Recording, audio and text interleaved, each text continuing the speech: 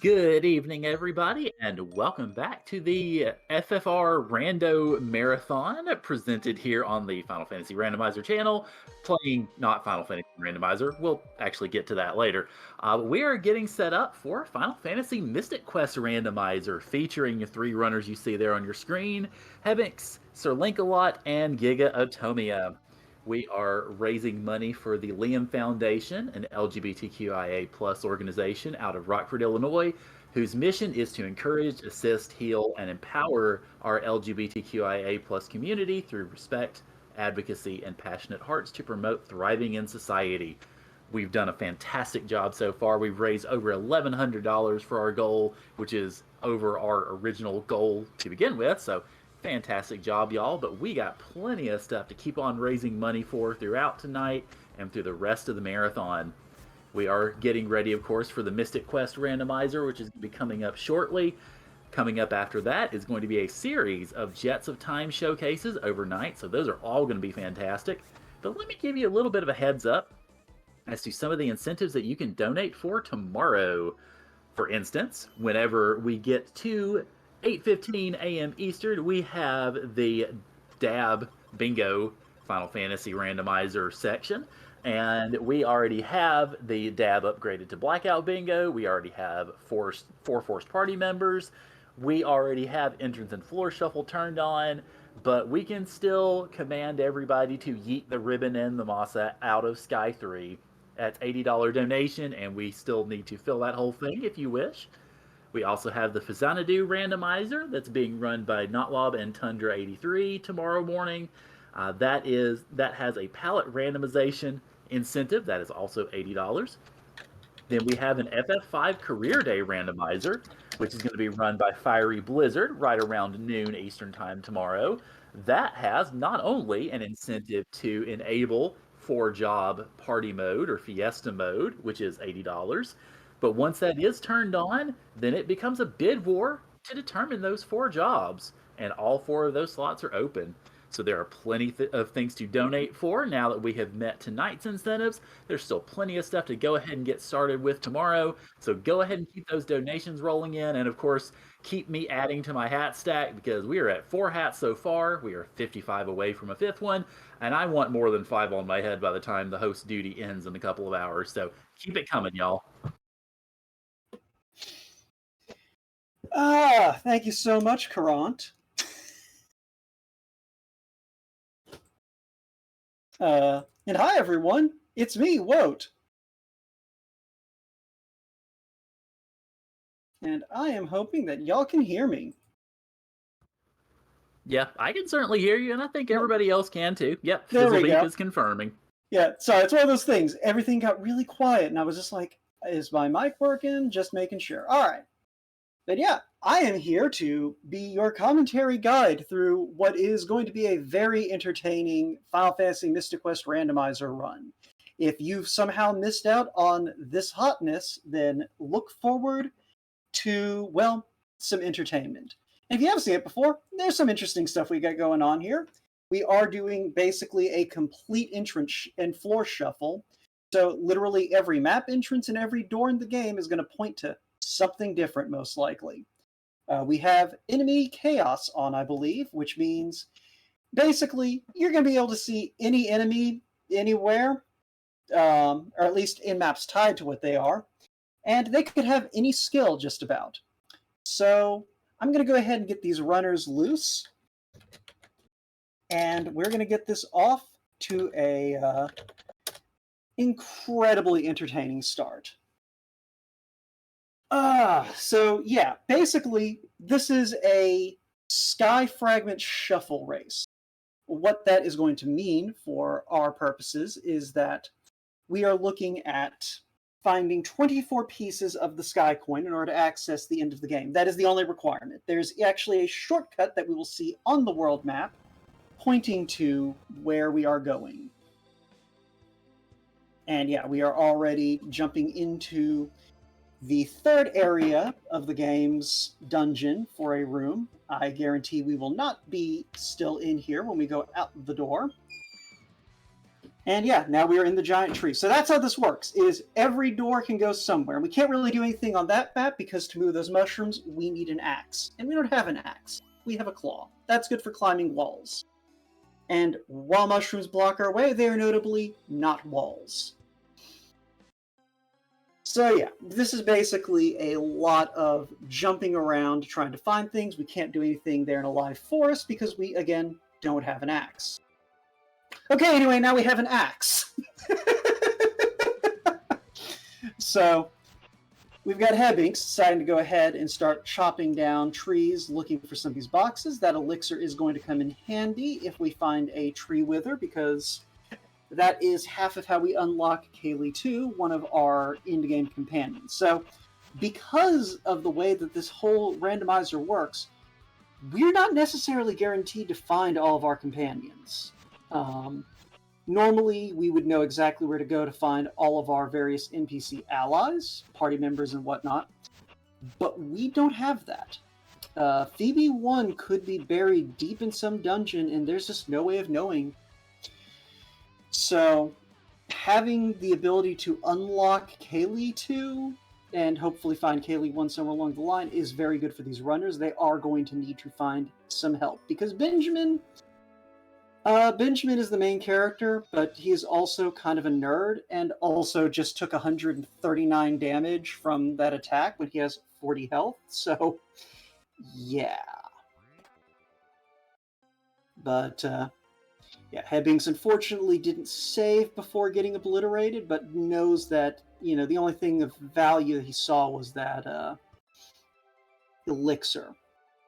So, yeah, basically in this game, if you're not familiar, the goal is essentially to get to the end of the game.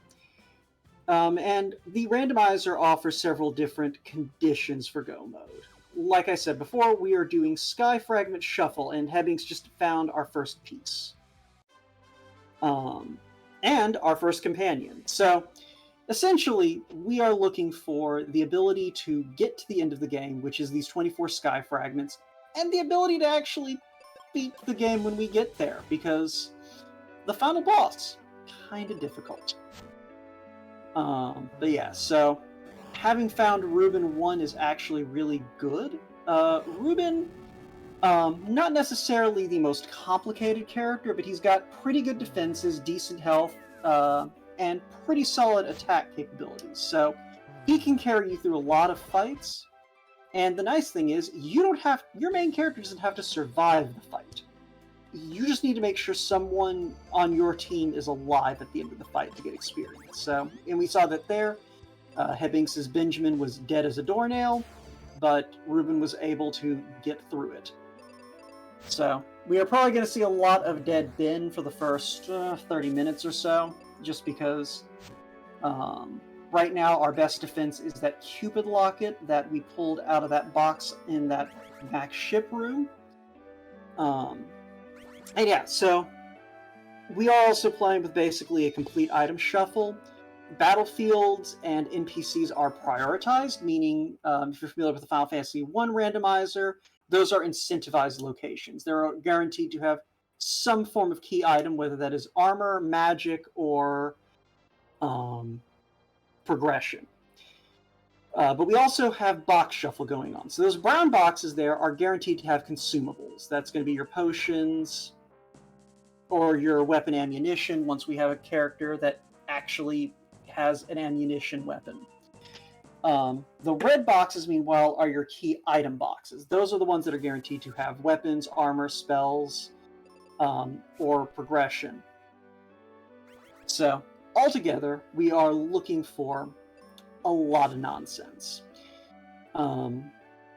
So, as far as Benjamin goes, what we need there are basically either levels or equipment. And, oh, these ghosts are incredibly rude, at least for Hebbings. Ah, yeah, I see the problem. They rolled bad breath, which is exactly what you would expect, I believe. That is the classic, hey, how would you like to have all of the status effects ability? Which is unfortunate because your allies' resistances are fixed. There is a glitch in vanilla that lets you change that up a little bit. That does not exist here. So basically, for resisting status ailments, we either need to find equipment for Benjamin or have someone who's not Reuben 1. I believe his main resistance is like fire. And I'm sure someone can correct me on that.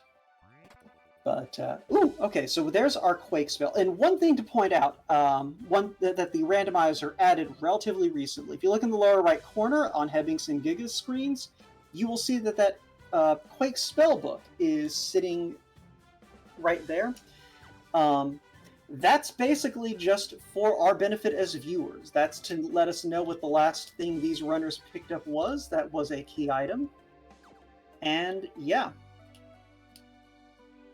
So that is incredibly convenient.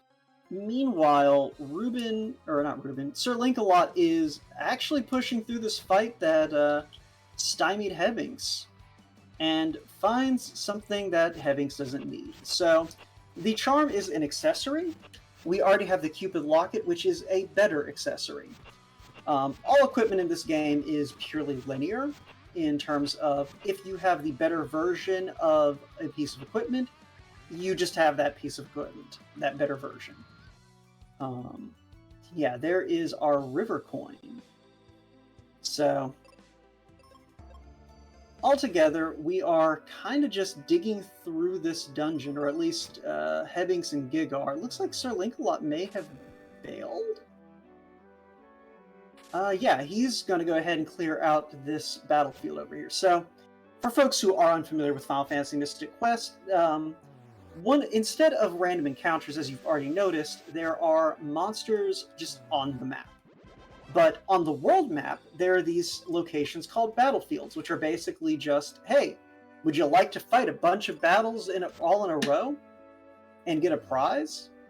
So when they are shuffled around, the randomizer has the ability to color code them. And so blue battlefields are guaranteed to give you an item.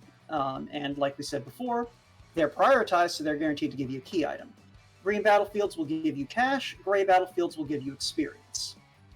And it looks like from that battlefield that Link-a-Lot did, we did pull a sand coin. So those coin items are essentially our keys to unlocking the other quadrants of the map. So with the river and the sand coin, that gives us access to the upper two quadrants, which, I'd identify by what they are, but it really doesn't matter. It's kind of just what's on the map. But normally, yes. I was going to say, just let me know when I've got a good chance to jump in with donations. Yeah, will do. Why don't you go ahead and jump in real quick? We got a minute. Okay, well, I got a couple of donations. One of them from Lord Fizzlebeef, $20, saying, put this toward palette randomization in Xanadu Randomizer because art. And then we also have $100 from Sire, saying, looking forward to a great Mystic Quest race. The Instapot gang got your back, Hebbings. And rooting for everyone, honestly. Love high-level play. Well, thank you very much, Sire. Just let us know if you want to toss your $100 towards some incentives.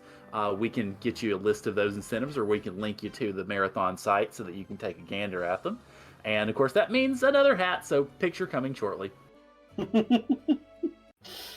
Delightful. All right, so at the moment, we're kind of just still in the early game. Reuben is a solid fighter, but because we don't have sort of because y'all paid for it, we have a flag that kind of delineates how strong enemies can be by sector, and that flag's not on. So Reuben is capable, but we are kind of going through the gauntlet here. Because the other thing is, these dungeons aren't normally this, dense or deep. So the whole floor shuffle setting does add some delightful levels of chaos. And challenge. I gave these flags a spin earlier just to make sure I was on the right page, and This is a challenge, especially if the enemies roll particularly nasty abilities in spots where you're a little bit underpowered. But either way, right now we are just sort of muddling through these dungeons because we don't know where our fragments are going to be. We don't know where our weapons are going to be. We don't know where our towns are going to be. And one of the things that we're looking for is the Windia Inn specifically, because that could be behind any given door. And we really need the Windia Inn, because the Windia Inn is where our Phoebe 2 and our Kaylee 2 are located. And you need a tier 2 companion for the final boss fight. That's you're not going to be able to make it through on Bin's power alone unless you grind way too high.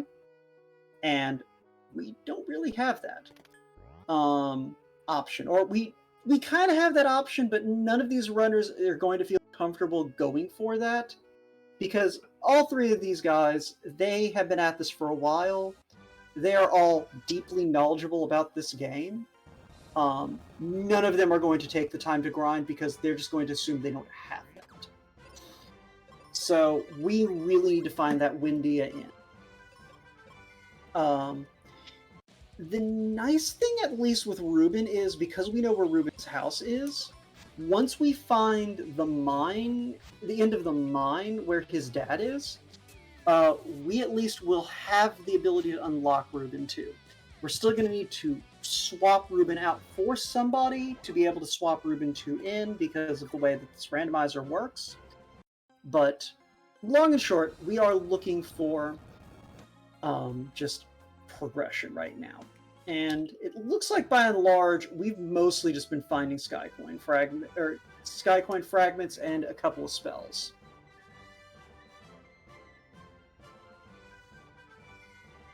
So, the main thing, when I say progression, at the moment, the main thing we are looking for are weapons. As you probably have noticed already, the weapons you have allow you to impact the map. The claw lets you climb those walls, like you see on Hedvig's side. The axe cuts down obstacles that are vaguely tree-like. The sword will let you hit certain types of switches. The axe can also hit certain types of switches. And the bomb-type weapon will blow open the rocky doors. So that's kind of our situation right now. We need certain weapons in order to be able to explore certain directions. Ooh, that is a Mobius crest. Now, we do have crest shuffle on, so those crests will activate teleporters that match the symbol on them. So we don't know, where our Mobius crest teleporters are at the moment, but there should be 2 or 3 pairs out floating around out there, so we should bump into a Mobius crest eventually, and that's going to be handy. And meanwhile, it looks like we have I think we have a Firebird leading into an Aquaria area. In these towns, with the shuffle we've got going on, are basically giant, like, hub zones. Because these doors can lead anywhere, and those anywheres can lead anywhere. So it can get really complicated really quickly. Like, there's a reason these runners are generally going as deep as they can go. Because you don't want to have to keep track of all of this, if you can help it. Because these dungeons can spiral quickly.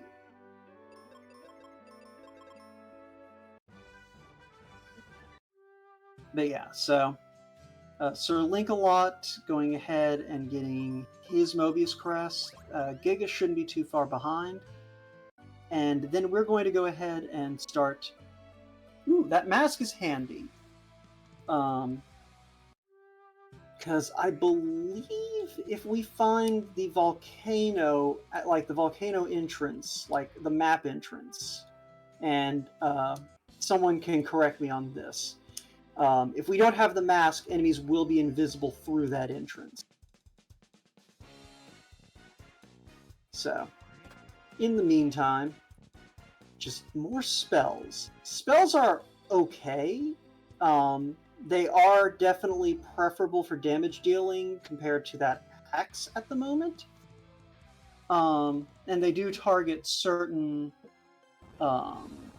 elemental weaknesses, obviously. But they're not, like, until we find, like, Flare or White, aka Holy, spells are kind of just, if you're in a niche circumstance, they're handy, but you don't want to necessarily be finding all of the spells that our runners have found so far. But yeah, so and yes, Dark Moon. It could also be referred to as Fade or Pearl. But yeah, so at the moment, just we're seeing a lot of maps popping up in different places. So I do not blame anyone if they're having to keep up. I'm mostly able to keep up.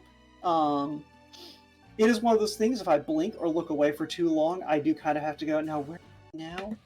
But by and large, everyone's kind of going to the same places in the same order, so it's not too terribly bad. So, for folks who are kind of trying to keep up with it, right now, Hebbings is in the lead. Giga's kind of in second, and Sir Linkalot is behind Giga. That could change once we have the Sun Coin, which opens up that last quarter of the map, because we might see someone head over there instead of continuing down this progression, but it's just one of those things, you really don't want to go off in a direction until you have all of your map movement, which can pose a difficulty. And yeah, Giga freezing up a little bit. He mentioned before he's having some funkiness with, I think, the power. So we'll get Giga back when we get Giga back. There we go. So that was a little bit of lag. But yeah, so Hebbings is going to go ahead and take on this mini-boss, which shouldn't be too much trouble. You normally have Ruben for this fight anyway. We don't have the gear that we would like, but we do at least have, the firepower to get through this. Oh, it looks like Sir Linkalot pulled ahead of Giga somewhere along the line.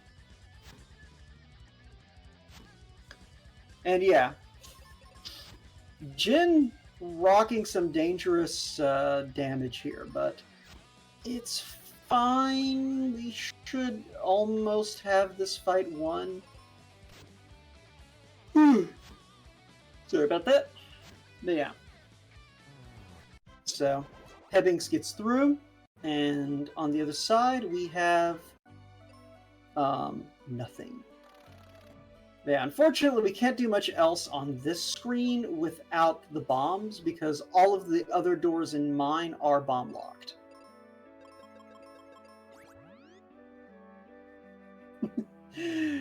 Oh, he had another crest there on that merchant. So, we do need to have enough money to buy things off of merchants, and yeah, one of our other doors here is locked. That closed face you see is sword locked. So, can't really do much here yet. Linkalot gonna go ahead and take a swing at these slimes. Definitely not, should be doable at this point, maybe? They got a little bit of health to them, so we'll see if Ruben, yeah, look pretty good. Alright.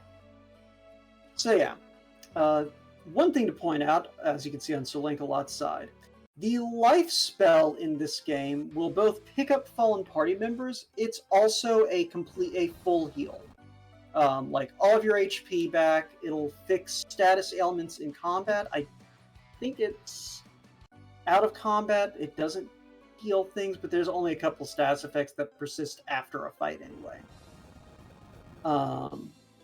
So that is why you are seeing Ruben just hurling white magic around left and right, because that life spell is Sir Lancelot's best healing, and you have like 20 charges of it.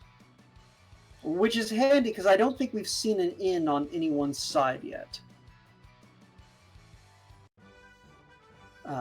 And yeah, Caron letting us know via chat that we are only $35 away from adding yet another hat. So, if you like seeing the pile of hats there continue to grow, just keep that in mind. Yeah, so looks like everyone's kind of just in one of these dungeons here in the Fireberg region at this point, which makes sense. They've exhausted everything else, so they know that their bombs have to be down here somewhere, or at least a sword to open up one of these other faces here in the tree. Alright, so it's the Libra crest that merchant had. I think we've seen a Libra tile. So that's actually really handy. So we may see, once these runners kind of emerge from this dungeon, we may see one of them opt to go clean out one of those green battlefields and go from there. But yeah, we've got a chest locked behind a sword switch. That's those blue statues in the ice pyramid maps. So we need a sword to be able to open that ice wall in order to get at that red chest that was back there. So I think we've already seen all what's behind all of our blue battlefields at this point. So yeah. And we do have a Dragon Claw Sir Lancelot's side. And that Dragon Claw does open up potentially more options. It is essentially a hookshot style weapon, so it can grapple onto points on certain maps.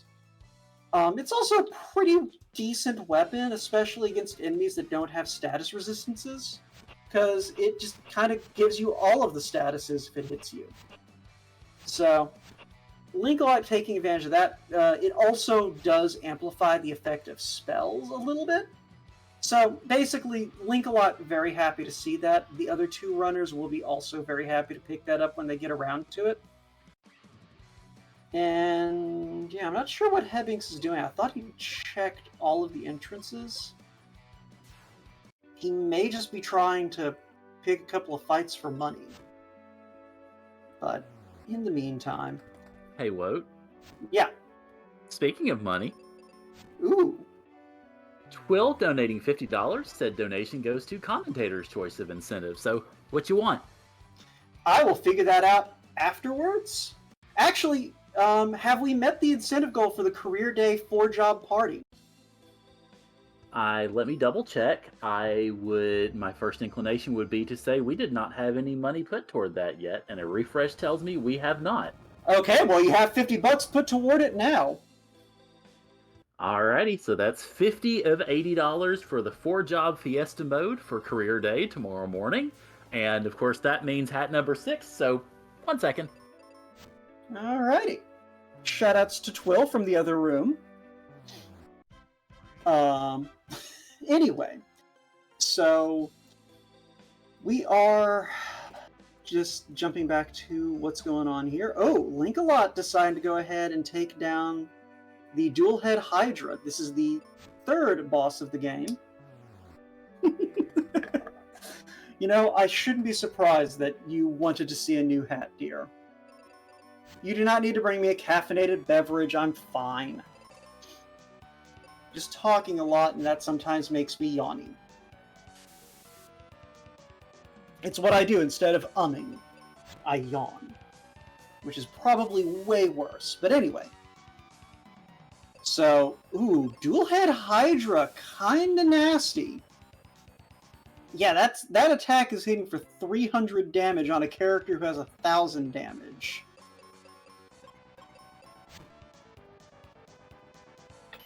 But yeah. So I can see why he's doing this though, because as far as I can tell, we still don't really have any movement besides that Dragon Claw. So this Dragon's Claws may be guarding what we need. But this is purely RNG and timing your heals. Oh. And that is just good enough. Ah, yeah, and Wildham pointing out that beating Hydra does make a change to the map.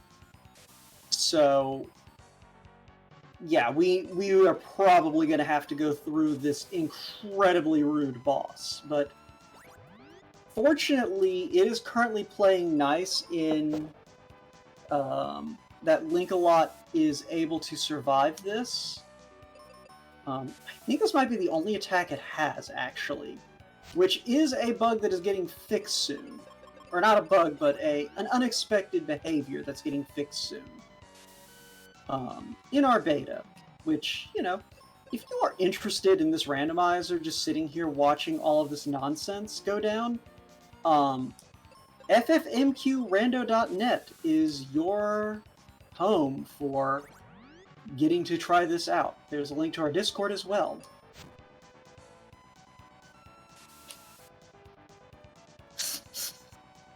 But yeah, so in the meantime though, this Hydra, the nice thing is, because this attack can't crit, and Ruben's health is what it is, Link-A-Lot is going to win this fight.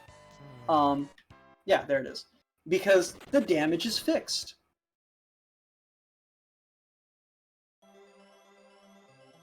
But yeah, so that is going to open up a location on the overworld. Basically, a lava flow is going to clear out some spots, so that can lead to something. There's a door back here that I believe can also lead to something. So, we'll see where this goes. In the meantime, Hebbings and Giga look like they're basically holding hands, exploring this dungeon. And let's see what Link-A-Lot finds.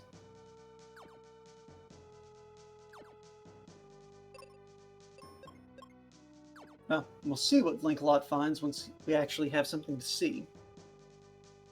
Alright, got another donation for you. Alrighty. $10 from Sensokaru that says, please put toward the Fazanadu incentive. So that should bring it up to $30 out of 80, if I'm not mistaken. Alright. Yeah, I'm probably going to tune in for that. I have not gotten to see the Fazanadu randomizer yet, and I love that game.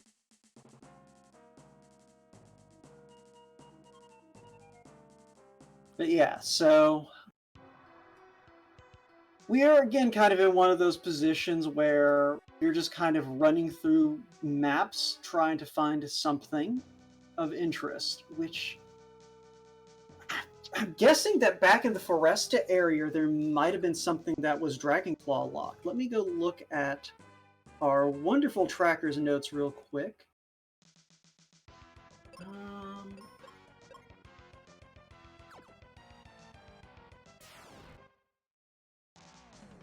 Yeah, I'm not entirely sure. But long story short... Oh, I forgot about that Libra Crest tile. Yeah, I'm surprised that no one's bothered to go get that money yet. Because yeah, at this point, we know where the Libra Crest tile is, and it's only a few hundred GP. And from what I'm seeing on Link-A-Lot's screen, I don't think that anywhere we've been yet has the answer. So we may need to do a little bit of money grind.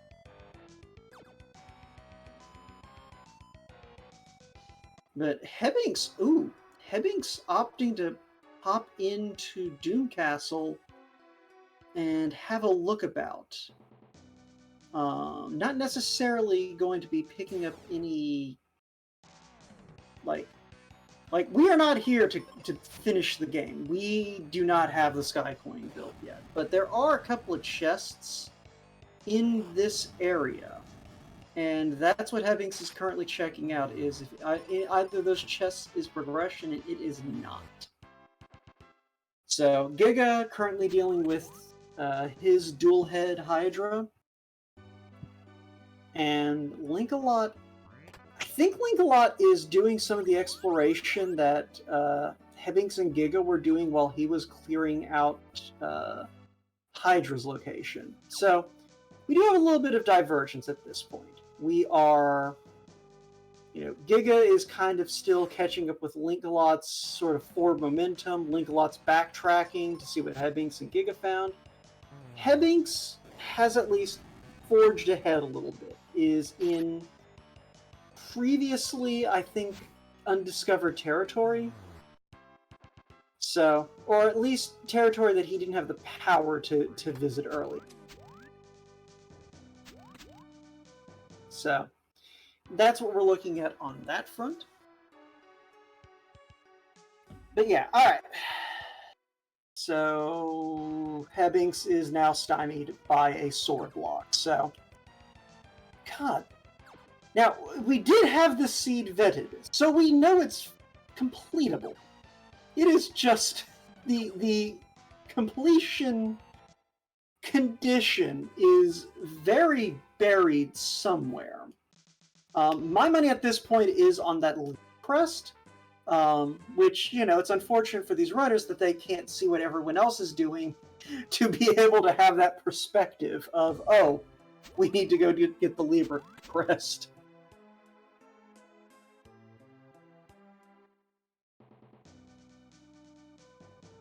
But yeah, Giga having the same kind of slow, steady, but imminently maneuverable fight. Yeah, Hebbings, meanwhile, remembering that there is some stuff he can do with the mushrooms, sees nothing of use. Gonna head out. I think between everyone and chat, you have more eyes than me. So, ooh, okay. So that's ship dock from Libra. I've been calling the Gemini crest the Libra crest. I'm so sorry, everyone. But okay, there we go. There's our progression. There's the Sun coin.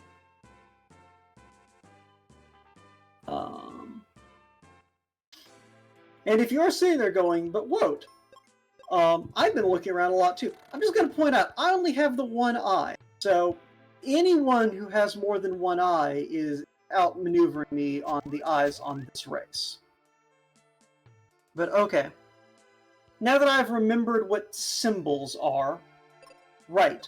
The Libra crest is the Omega sign. The Gemini crest is the hourglass. And then the Mobius crest is the infinity symbol, so whatever. We found the Sun coin. The Sun coin is probably going to lead to us finally getting a sword or bombs or just anything that will actually let us explore deeper into some of these entrances.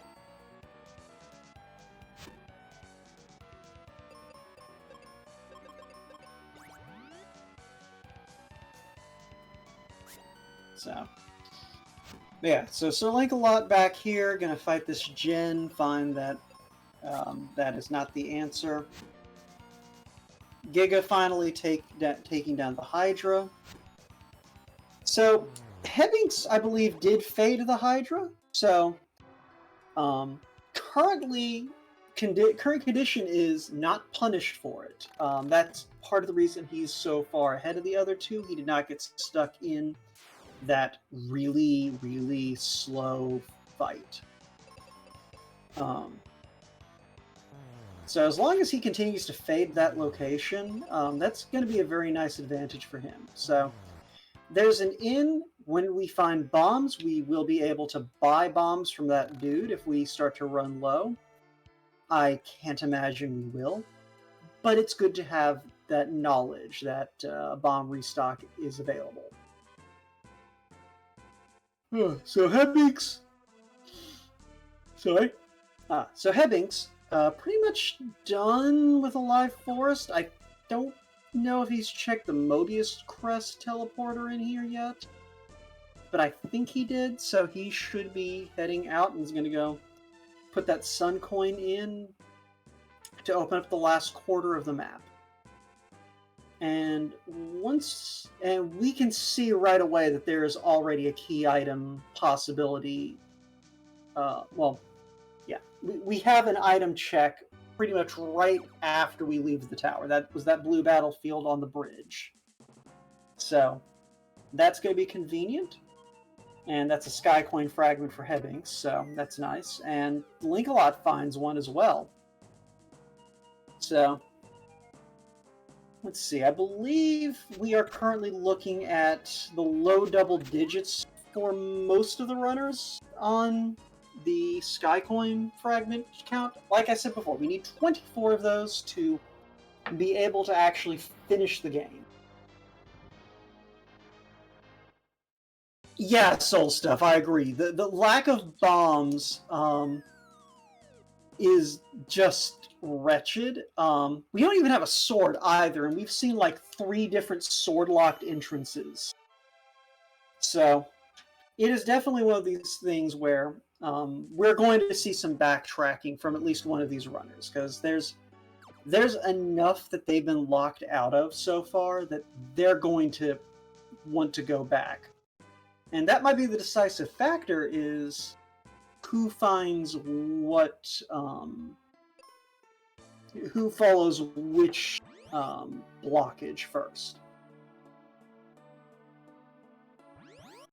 And we do get an Aegis shield out of that first battlefield here. That's really handy. That's good defense. And it's also petrification resistance. I mean, not that it's doing any good, because everything is hitting Benjamin like a truck. I really hope Hebbings saved before doing this battlefield, because this Reuben is not equipped for this fight. And he did. Good work, Hebbings. So, Linkalot going ahead and heading back. Did find his sun coin. He's not even going to dig deeper like Hebbings did. He is gone. And we finally have our sword. And a shrug. Thank you, Wildham, for calling that out. Y'all paid for that. Yeah, so we do have a objective of every time we see the old man, we have to shrug. That was the first time we saw the old man, I think. The second time. The old man is weird in where he shows up, because it's based on what other flags you have triggered. So I think Hebbings didn't have an old man there because he didn't fight the Hydra, but Giga and Sir Linkalot will have an old man there. They did. But yeah, when we talk to the old man, we get a shrug. It's a cute little animation. But regardless, so Hebbings being very thorough, like I said before, with how many multi-entrance rooms are in this game. You favor a depth-first search. That exit spell, though, is really good. Venus Shield, less useful. We already have an Aegis Shield. And like I said, the best piece of equipment in a given slot is what takes priority, as you can see with that Night Sword overriding our Steel Sword. But yeah, so we do now have the ability, as Soul Stuff is pointing out, to go back and open all those Ice Pyramid floors. We do also have a couple of tree floors that we can use that sword on. So I'm really interested to see where runners are going to go from here. There's not really any particular reason to do them in a given order. It's a matter of, I think, what potential depths we might be looking at. like if one of these runners remembers a spot that's fairly shallow, they might favor that one. We might see someone go for somewhere deep on the theory that it opens up. Like we might see someone head back to the first floor of Ice Pyramid, because that is several entrances and a good 3 or 4 chests. So a fairly dense check that I imagine we'll see at least 2 runners go for. But we may also see someone go, you know what? I know where there's a couple of chests that were fairly shallow. Because I believe we did see at least 1 or 2 red chests behind blue locks. So we may see someone go ahead and go for that. You know, bird in the hand, all that good stuff. But Hebbings and Linkalot trying to clear through this Windia battlefield. Ooh, this is... Oh, so close. But this is a fairly winnable fight for Hebbings, and Linkalot shouldn't have too much difficulty. Except that these things are very rude and do a lot of damage. But Hebbings doing a decent job of keeping his Benjamin up in order to be able to throw those fire spells around. Or use the claw, whichever. But Ruben doing a very good job of being a battery, and Hebbings is through and gets the Giant's Axe, which isn't progression, but you know what? It's nice to have something that hits hard. Because the Dragon Claw, great if you're fighting things that have no status resistances, but if something resists any of the statuses that the Dragon Claw inflicts, they resist everything the Dragon Claw can do, which is why Hebbings was able to one-shot those, I believe those are Desert Hags, because that's what, because they have no resistances. They are an early game enemy. But the Giant's Axe is nice if we find something that the Claw can't handle. And Hebbings back here in Wintry Cave. Unfortunately... Oh! Where did we find bombs? Oh, okay, it was out of that battlefield that they were both on. Okay. Well, your runners may have found bombs, but I have a viewer who wants to get rid of other stuff. Okay, fire away. Classic Gamer 76 donating $30 said, ribbons? Massas? Who needs them? Well, this is to go toward the runners needing them in the 8:30 a.m. race in order to toss them out Sky 3. So thank you very much, Classic Gamer.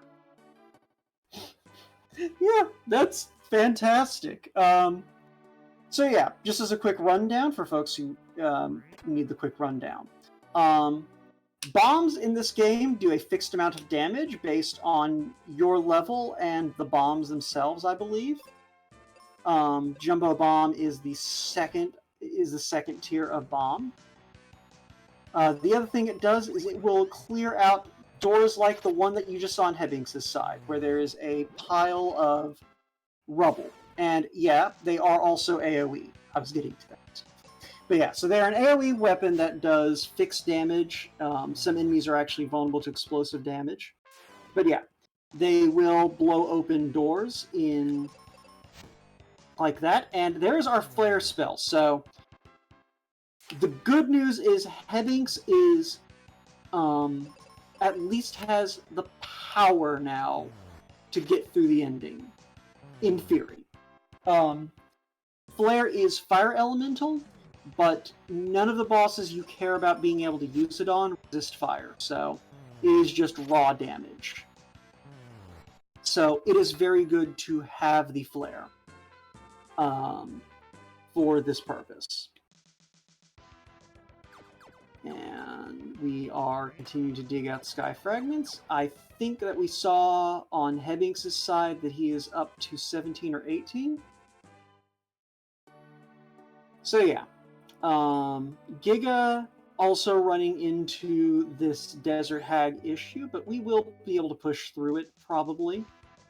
And he needs to push through it. Those are our bombs. So, yeah, Windia had all of our map movement this seed, which is hilarious considering how deep that sky coin was buried. Because I think that took us a good 35 to 40 minutes to be able to do basic movement. But as we are seeing, though, with bombs and swords, we are now kind of able to go anywhere, and these runners are kind of going to go wherever they feel like, and it's going to be very entertaining to see where they take it.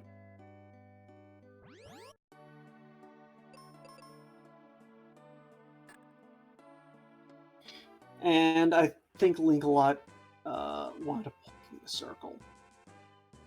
But yeah, so Hebbinks opted to go ahead and do some Aquaria checks and is now back at the focus tower and is heading off to Firebird.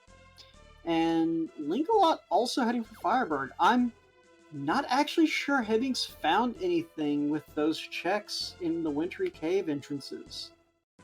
So we'll see if these runners kind of go... Yep, they're just going to go straight into mine. So there should be 3 doors here that these bombs open up, and they are basically just going one after the other. And with stream delay, they may be literally in sync.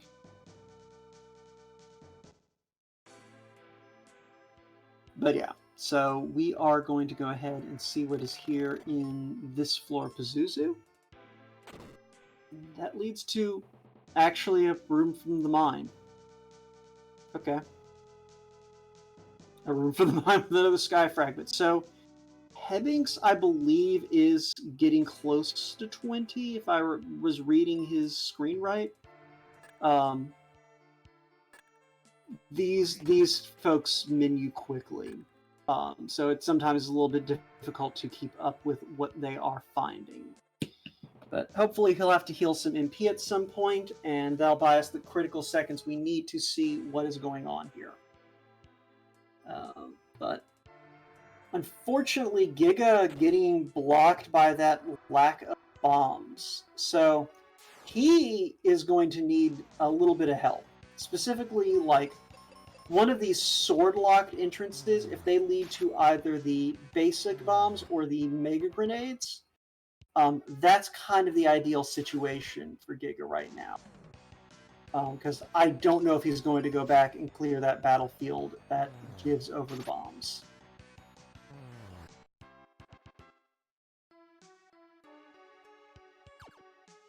So, in the meantime, speaking of sword checks, Link-a-Lot going ahead and popping that door open to delve deeper into this area. And I think Hebbinks is in basically the same spot. We'll see here in a moment. Yeah. So these two are just going to continue doing the same thing for a little bit, which is reasonable, acceptable. Okay, so Hebbinks, it looks like has a little bit of a lead here on Link-a-Lot, just from various circumstances, and you hate to see it, but at least Hebbinks remembers he has the spell. I assume Link-a-Lot did all of the checks to pick that up too? I admit I wasn't paying attention, and I think that was part of that divergence where Hebbinks and Giga did a little exploration while Link-a-Lot stabbed a dragon a bunch. And the way he's moving, I'm not sure Link-a-Lot has that exit spell, and that's rough. Exit is a very helpful spell, especially in a setup like this. I mean, it is also possible that runners are just forgetting about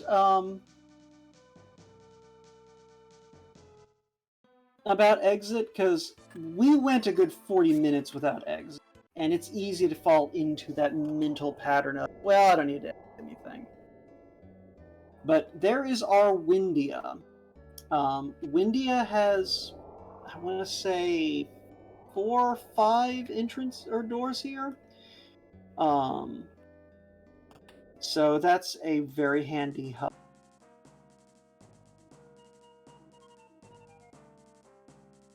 And there is our good friend Flamorous Rex. And we're just going to punch him a few times because it's Flamorous Rex. And he doesn't actually have anything threatening today. Anyway, he's dead now. So yeah, we still haven't found Ruben's dad, and we actually haven't seen any other companion characters. Now, if we find Phoebe 1, we do know where the Wintry is. So, for folks who don't know, because I don't know if I actually mentioned it, the way the party members work in this game is they are going to be at vanilla locations, like the place you find them in the original game, when you recruited them. If you then take them to a specific location, one that in the vanilla game they give you something for. So, Phoebe, if you go to Wintry Cave, where she would normally give you Cat Claw, she'll give you an item there. Tristram, if you take him to the place in the sand dungeon where he gives you the bombs, and Ruben, where you find his dad. Kaylee is a special case, but you do still need to get her poisoned by the first boss. Anyway, if you take them to those locations, they will then give you a key item, and if they leave your party, they will then spawn at a second different location. Well, anyway, the point is there's special locations they will go to, and that's where you'll be able to find them and recruit their second tier, aka their end-game force. So, anyway, that's why I keep bringing up Ruben 2 and Phoebe to me talking about those. So, the problem though is you cannot recruit that second tier companion until they leave your party. So even if we were to find Ruben's dad, we can't actually pick up Ruben 2 until we find someone to slot into Ruben's place, so we can then turn around and go back to Ruben's house and get Ruben 2. That's the whole point of that tangent. That's all I gotta say there. So, thankfully, that bought us enough time to have Hebbings decide to go do some more checks. And Link-a-Lot hot on his heels. So, Falls Basin. So, this is a couple of checks, and this is relatively quick. This is a one-screen map, so none of the shenanigans. And Hebbings, and probably Sir Link-a-Lot, very practiced, very quickly getting to the end of this map. So, we're going to see a quick boss fight, and this should be a quick boss fight. We've got all the firepower we could possibly want. Yeah. Crab holding on, but this should be over in another... yeah. And yeah, Link-a-Lot also very proficient. Unfortunately, I believe all we got from that is a Blizzard Tome. So...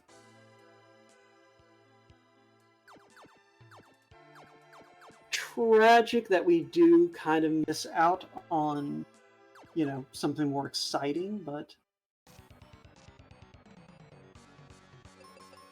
yeah, we're just going to keep pressing forward, it looks like. So yeah, Giga unfortunately a little behind because he bumped into a few fights that kind of slowed his roll, but he's pushing along. And I think I was mistaken on where those bombs were, but it's all good. Giga has his bombs now, so he's continuing to make forward progress. That said, we should be getting close to having the Sky Coin. Just kind of thinking out loud, because Hebbings and Link-a-Lot have found quite a few fragments in sort of this return to Fireberg trip. And I think they both were already rocking some pretty solid numbers there. But yeah, so Giga having a think on which windy entrance to start with. Hebbings just kind of punching through these enemies, which I don't hate. He does definitely want levels on Benjamin, because If he hits go mode and hasn't found like any of his like replacements, he may need to rely a little on this Benjamin. So we'll see how this goes. But at the very least, he is going to go ahead, take down Ghidra. I believe this will open up a door elsewhere on the Great Tree maps. So, basically just making sure that that check is available. And basically at this point, Ruben basically acting as a white mage because our Benjamin only knows how to leave places, not how to bring folks back. And yeah, thanks Wildham for confirming Hebbings is up to 21. And Sir Link-a-Lot, like I said, shouldn't be too far behind. He's done basically everything Hebbings has done.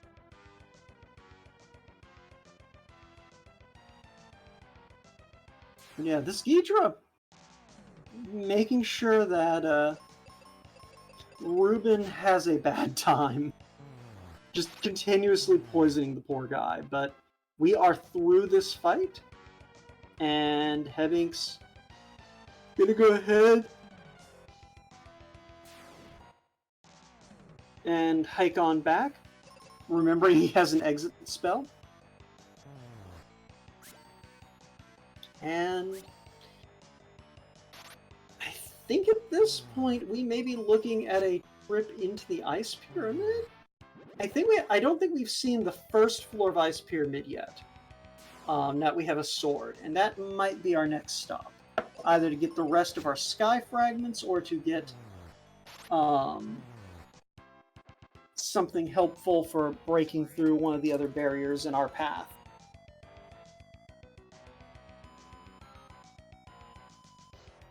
Because we do have a few places we haven't been able to check out yet.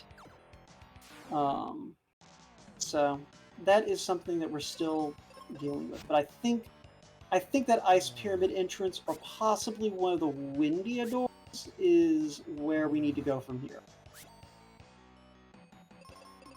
But yeah. I don't believe that we've got anything else going on at the moment. Karan, do we have any more donations? It's funny you mentioned that, actually. We just got a $20 donation from DH Stom that says, "Please save Stom. He and I are close. Really, really close." And that relates to the Crystallis run that we are going to be doing later tomorrow. That $20 towards saving Stom, I think, is the only amount given at any point in that. So there you go.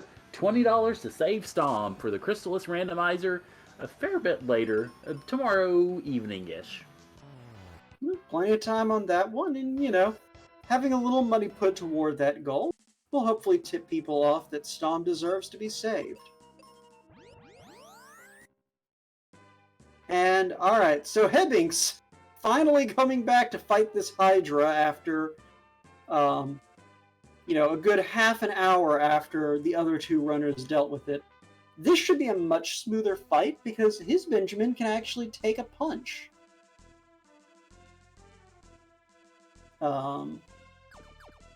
Okay, so the Hydra did have two moves. Just didn't use one of them on... And yeah, Hebbings actually got enough health on that Benjamin to take 2 shots from the Hydra.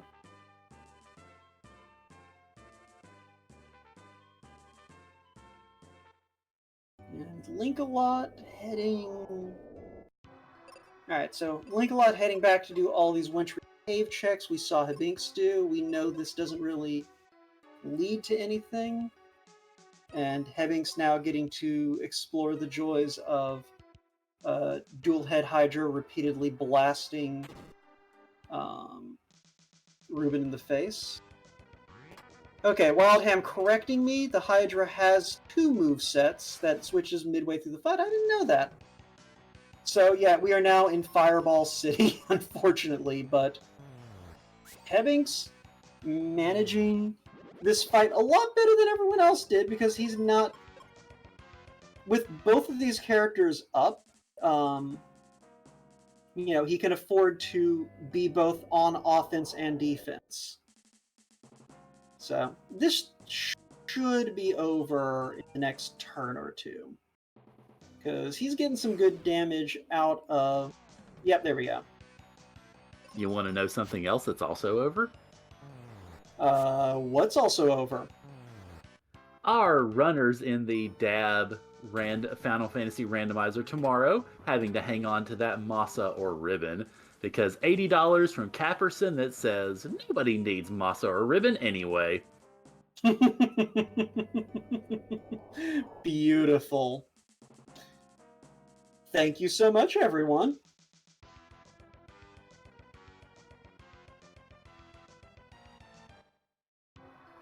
I will also note, Caperson, if you're in chat, your $80 actually was about $30 over what we needed for that. So do you want to toss that $30 toward any other incentives?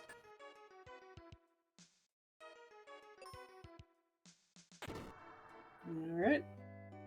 And we will wait to see if we get a response in some way, shape, or form. But in the meantime, we do see some further diving from Hebbings' side. I absolutely do not remember the layouts of any of these dungeons. I'm trying to keep on what 3 people are doing at the same time. I'm vaguely aware of what part of the world they're in, but that's about the best I can do in keeping track of what's where.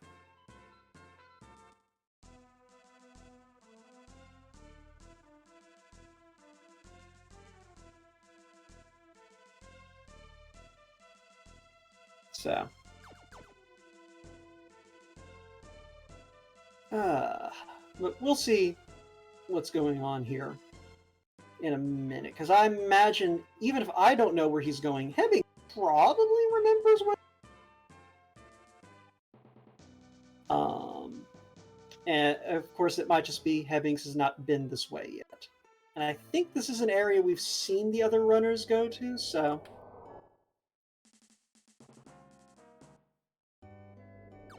We'll see what happens. Okay. Yeah, this is somewhere everyone else has been, because I see that Excalibur on Giga's screen. So, Excal is nice. I forgot to mention this when we found the Noble. 2 upper tiers of sword is actually a speed boost, which can actually make the difference between Benjamin acting before the monsters or the monsters acting before Benjamin.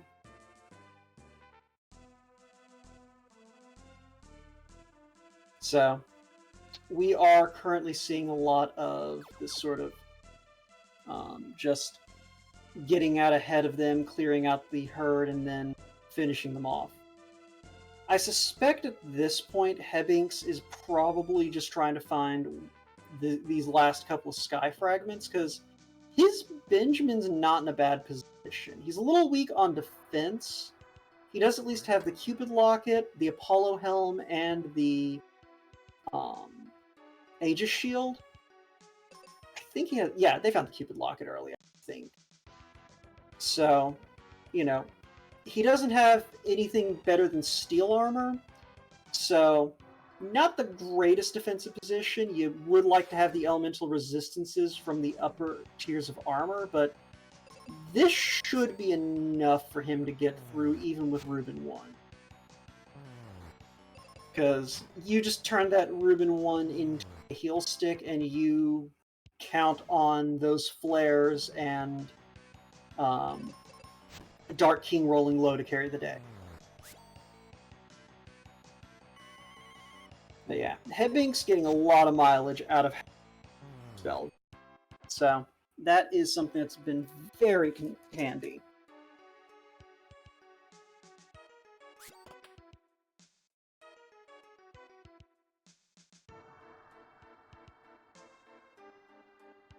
Alright, so I'm not entirely sure where Hebbings is going to go from here, though. But Alright, there we go. There's what I was about to say. I know I know that we have that first floor of Ice Pier, but I don't think he's been there, but Sir Linkalot is going there, so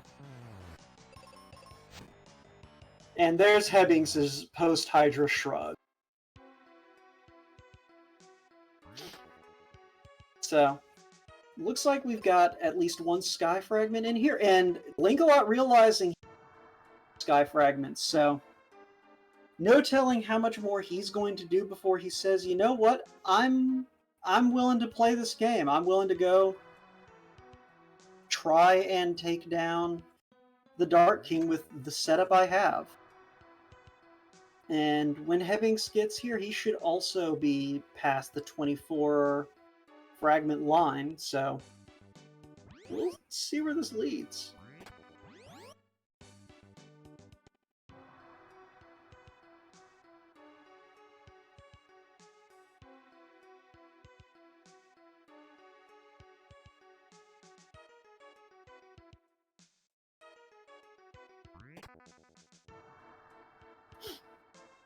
Linkalot, presumably trying to find more power, just keeps finding more sky fragments. And yeah, Hebbings heading into this pyramid check as well. Almost certainly going to be over that line as well. Like, he and Linkalot have been doing all of the, same checks. But probably also, like Linkalot, going to do a little bit of diving on the basis of just wanting even just like the noble armor, if they haven't found it and I just missed it somewhere along the line. Or possibly even thinking I would like a little more experience on this Benjamin, or maybe thinking, you know, maybe I'll luck out and find, you know, something that lets me get an upgrade from Reuben 1. But I think Linkalot may be about to find the Ice Golem. If I'm not crazy, I think that whole segment is interconnected. So this will also open up, I believe, a few more checks in Aquaria that may be worth inspecting. But so Linkalot a little bit ahead of Hebbings, just because I think Hebbings, you know, hit a few kind of dead checks.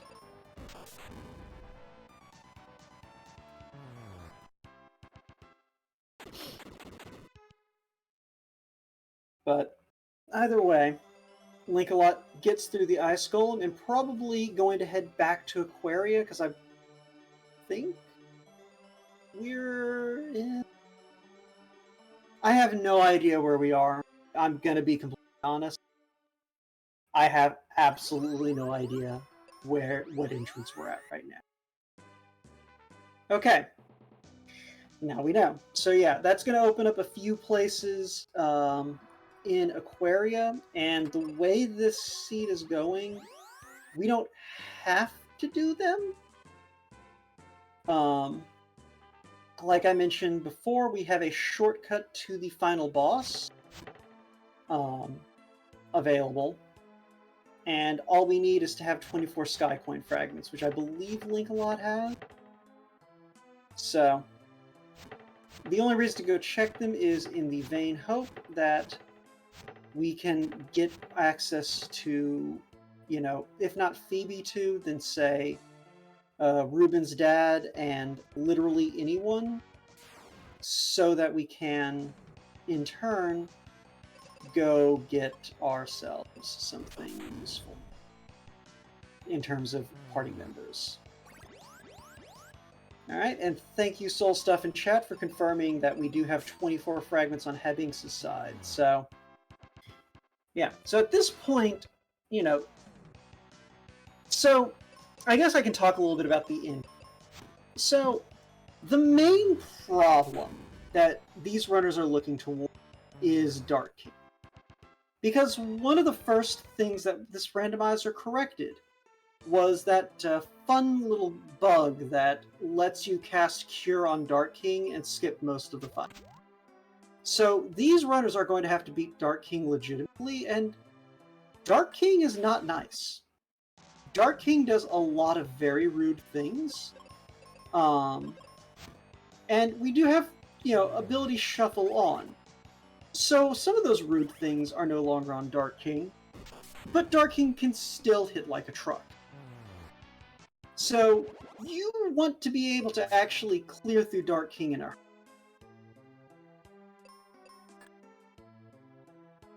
hurry. Yeah. So. Alright, well there's that noble armor I was talking about. So that's very good for Hebbinks.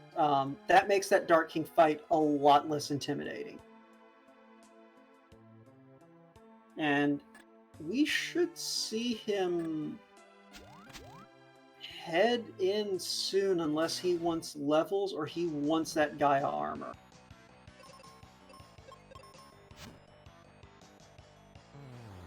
Yeah, so our current setup, we've got Excalibur, Dragonclaw, Giant's Axe, Jumbo Bombs, an Apollo Helm, Noble Armor, Aegis Shield, and Cupid's Locket. So, equipment-wise, we're pretty good. We have a Flare spell, so we're solid there. I think most of these runners do have at least a handful of seeds, which is very good for getting through the boss gauntlet at the beginning of Focus Tower. Because you do get a seed refill before Dark King, so that will not be an issue at that point. So, as far as their Benjamins all go, they're set there. And they should all at least hit level 21 like Hebbinks is. Hebbinks might hit level 22, I'm not 100% sure on that.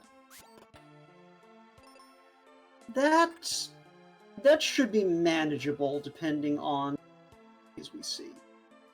But that Reuben is probably mostly going to be just working to keep Benjamin alive. Throwing out life spells, feeding him seeds that he can keep the flares going. Because wherever our other they are deep, and I'm not sure anyone's going to manage to dig them out. But Hebbinks is trying. Hebbinks is absolutely digging.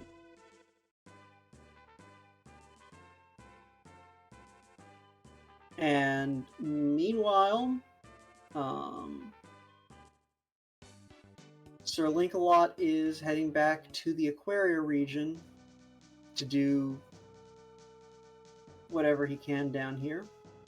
Hebbinks also heading back to the Aquaria region. I'm not sure what he's looking for here. Possibly following the same route that Linkalot was. And Giga is, I think, in the Foresta region. So he should be close. I'm unfortunately not pulling up the menu anytime recently I can see. Chat, I am going to request that if anyone sees a count on Giga's side to let me know. And Wildham calling out that we do see Wakewater. So, or we saw Wakewater used. So,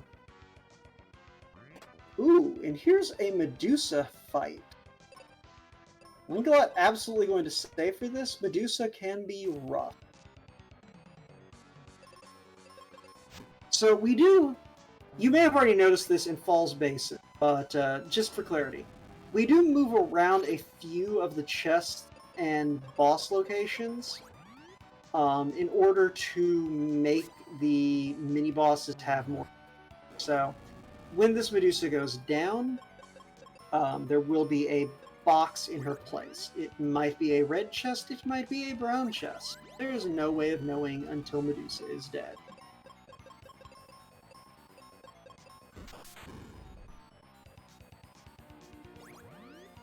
But yeah, Medusa is a very sturdy opponent. Fortunately, does not seem to have anything too nasty as far as attacks goes, so this is mostly just a battle of attrition. And hey, we got refreshers. Yay. Refreshers for the unaware are a curative item so useless, we had to look it up in the manual on the Discord because literally no one remembered they did. For the record, they heal attribute reductions that come from attacks in battle. In a game where most of the battles are over about the same time that your stats get lowered. So yeah, not the reward that you're looking for after punching through this Medusa. Hemming's continuing to benefit from exit. I think Lingalot finally picked up him. Yeah, soul stuff. That's what it does. We had to look it up in the manual. And by we, I mean I. I had to go find the manual and look it up. So, there you go. Impress your friends. Entertain your family. But yeah, no. The reason that... yeah. The reason you didn't know what it did. Because it never matters. And the game, I don't think, ever tells you. Now, I can see it mattering a bit more with, you know, ability shuffle, because you could get a boss that gets one of those very rude stat ability reduction abilities. Oh, hey, that actually opens up another door at Firebird. And we have so many sky fragments.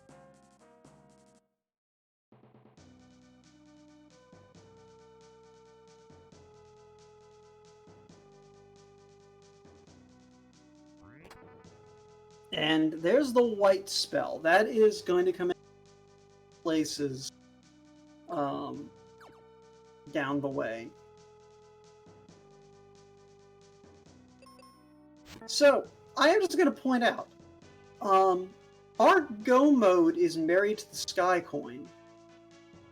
Like, there is nothing that they're required to do at this point. These two are just trying to find something more useful than Reuben 2, I believe. Because everything else they could possibly want, like the only thing they could possibly want is the Gaia arm. As far as items go.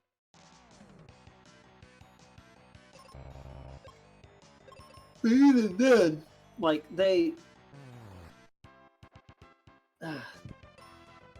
have to realize at this point that, like, they're good enough on power. There we go. There is our Tristram. So, that is Tristram 2, once you have Tristram 1. Alright, no, we haven't seen Tristram 1, I don't think. So, yeah, if we can find Tristram 1, we can use that spot to... Well, we don't need it at that point. The Tristram 1 will... We're never getting rid of this Reuben. Like, the first of these runners who just accepts that their new life is taking Reuben 1 to Dark King is going to win this race. Because, yeah, we have the Tristram 2 location, but we've never seen Tristram 1. We found Kaylee, and we know where the elixir is, but we've seen neither Level Forest nor the Tree Wither. So we can't recruit Kaylee 2 or 1, in spite of knowing where it is. I mean, it's all a moot point. We haven't seen Reuben's dad, so we couldn't even promote Reuben if we wanted to. If we could. But yeah, so the best case scenario probably at this point in these runners' minds is if they happen to find, like, level forest and the tree wither, because we know where the elixir is. If we didn't, like, I think Hebbings has to go back for it. But we at least know where the elixir is, and we know he has that knowledge, as do the other two. So we can use that to get Kaylee 2, and Kaylee 2 is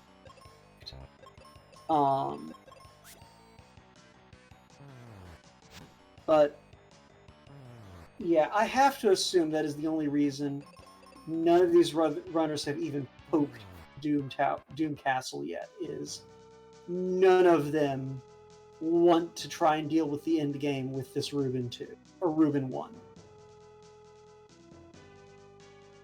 So yeah, at the moment we're kind of stuck and everyone's kind of just rehashing things. So Karan, if you haven't got any donations to read, why don't you let everyone know what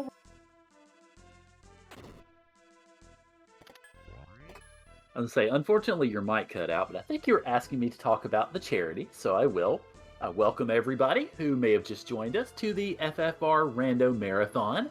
We are raising money for the Liam Foundation, an LGBTQIA+ organization based out of Rockford, Illinois, whose mission is to encourage, assist, heal, and empower the LGBTQIA+ community through respect, advocacy, and passionate hearts to promote thriving in society. And the main way in which they are doing that is essentially by providing weekly and monthly support for LGBTQIA+ folks, support groups every month, bi-weekly D&D groups to help with socialization and meeting people, all that good stuff. And one of the biggest things that they are doing right now is they are actually putting together a new office so that they can better support the community, including laundry facilities, storage areas, kitchen and dining, gender-neutral bathrooms, private offices, basically 3 times the space that they have currently. The building is going to be opening up at the beginning of next month. Official opening day is July 10th, so they are well on their way to doing that. So making that space much more comfortable and much more accommodating for people to meet and be able to organize and be able to better support each other. All of those are fantastic and very worthy goals, and we are very proud to have raised almost $1,500 for that, and we are going to be hopefully raising a lot more by the time we are done. So thank you all very much. We greatly appreciate it. All right, thank you very much. So while you were listening to that wonderful little spiel there, Hebbings finally found that tree wither I was mentioning. It was behind the key door. So, and I believe that was located somewhere in the ice pyramid. So, long story short, we do now have, if we can find level forest, which is basically just a single room. But if we can find that, we can go recruit Kaylee 1, make our way back to level forest, get Kaylee 1 poisoned, and go collect Kaylee 2. Kaylee is one of the only ways to just replace a companion without needing to, like, go grab someone else. And you do pick Kaylee 2 up in one of 2 different locations. So, long story short, that might be our best bet at this stage. Is if we can acquire a Kaylee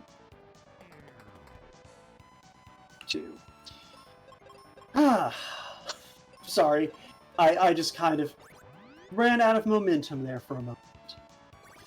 But yeah, so I do wonder who the first of these runners is going to be to say, you know what? Maybe I'll take the chance. Because right now the answer seems to be, oh, actually I take that back. Giga is in Doom Castle. Because that is Skullrus Rex, who is, you know, I looked down and I saw a dinosaur and was just like, okay, he's finally getting check. And then it was just like, wait, hold on. That's the wrong color. So Giga, yeah, this is interesting.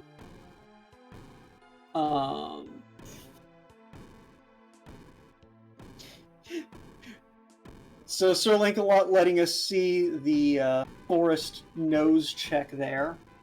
Today the message is good day. So, good day, everyone. Yeah, so Giga willing to go ahead and take that chance, try and push his way through Doom Castle with a level 20 Benjamin and a Reuben 1. I think this may be more doable than the runners imagine. But we'll have to see. Hebinks, at some point during this race, will remember that he doesn't have the Gemini crest. And yeah, so we don't have the Gemini crest, we don't have the Mega Grenades.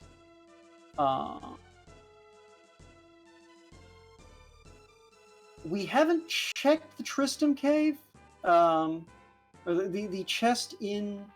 So, we do have a chest in in Spencer's place that was added because we took a cutscene out that gives you an item.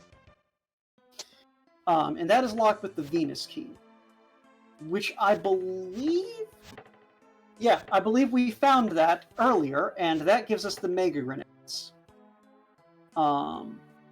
Which we can use to unlock the Tristram's Dad check, and that's also going to open up some entrances that Hebbings is immediately to. So that's Foresta. This is going to be 4 entrances. And Hebbings basically trying to see if any of them are going to give him the progression he craves. And he is going to go ahead and look at the 2 boxes here on the rope bridge and see what's on the other side.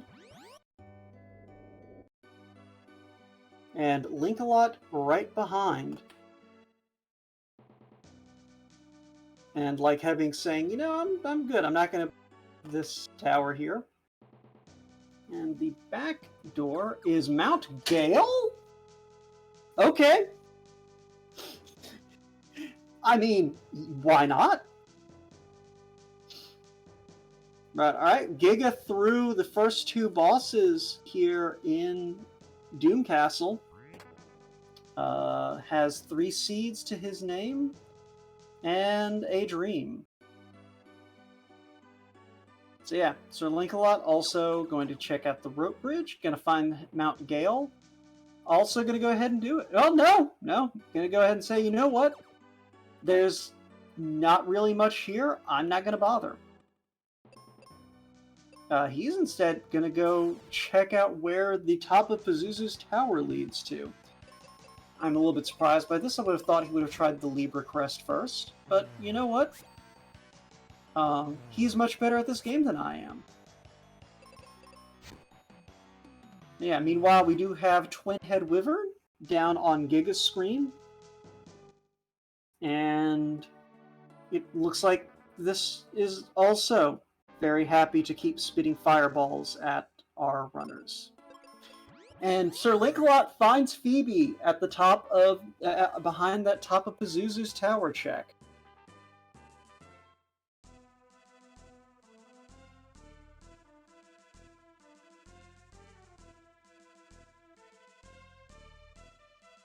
And goes ahead and recruits Phoebe.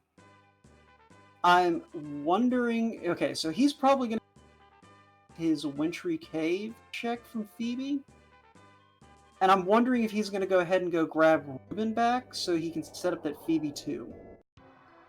And I'm not 100% sure if... I don't think we've seen the Windia Inn. Wild, if you remember differently... I don't see anything in your notes indicating we found the inn. Okay, Wildham is saying that we have seen Windia Inn. It must have been a blink and you miss it from me. Okay, so it is in Fireburg. So we should see... Alright, so we did do the Wintry Cave check and got our... Well, there's our Gemini crest. So, Link-a-Lot is going to presumably go grab Ruben, because he knows where Ruben is. And if he knows where the Windia Inn check is, then this is going to be a trip back to get Phoebe 2, and then he'll be good to go. And we have multiple jerk birds today. Because, yeah, that duplication ability that slimes have, that can be shuffled too. It can be shuffled onto bosses. Welcome to Final Fantasy Mystic Quest Randomizer, where the jerk bird forms a boy band of himself.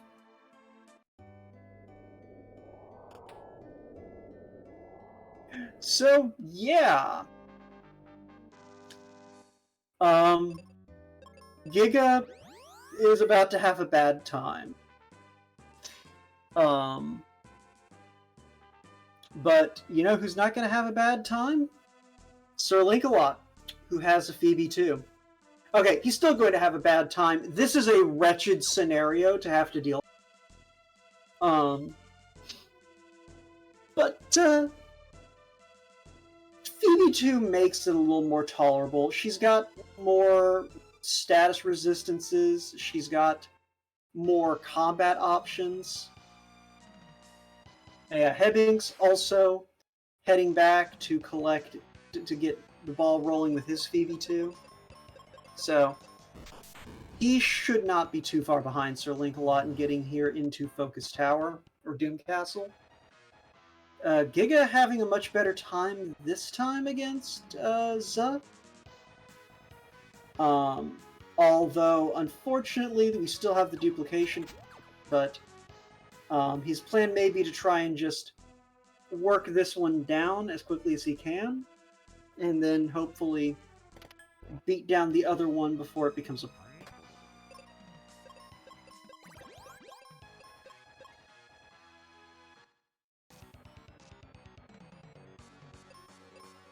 Yeah, Hebbings hustling to turn this Phoebe in as Sir Link-a-Lot is going to take out Skullrus Rex.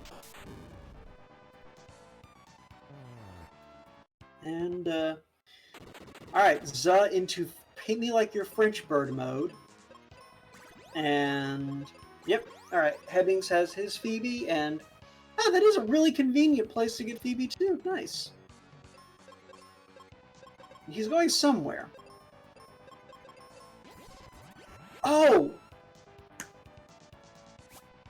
Oh, he was collecting his Reuben. I read that as the Windia Inn. Okay, now he's going to go collect his Phoebe, and then he'll be heading in. It's like 11:30 at night here, folks. You're gonna have to have a couple of minutes. Alright.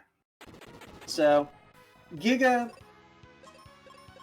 it looks like Giga is setting up to try and take out both of these Zuhs at the same time so that they can't duplication back and forth to keep him from, you know, winning. But, oh, that hurts. But he'll get through this, potentially. He has enough power. I think the trick here for him... Okay, yeah, he is just going to... Okay, it looked like from him he was going to leave those minions alone to try and just whittle Zuh down before he can duplicate.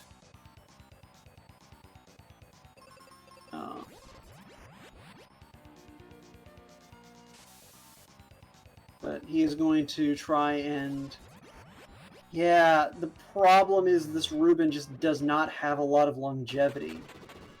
And I'm not sure Giga saved before this fight, unfortunately. But we definitely just saw Sir Link-a-Lot save before heading into the Zuh fight, so we'll see if his firepower with Phoebe is going to be enough to push through. Because, yeah, he's about to get the bad news that there's some duplication shenanigans on the horizon. Potentially. He may kill the Zuh before the duplicates come out.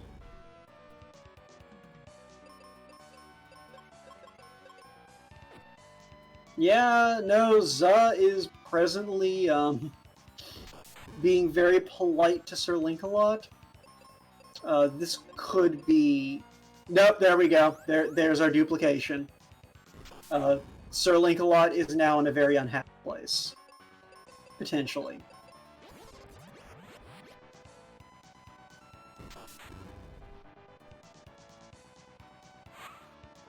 Yep, there come the psych shields.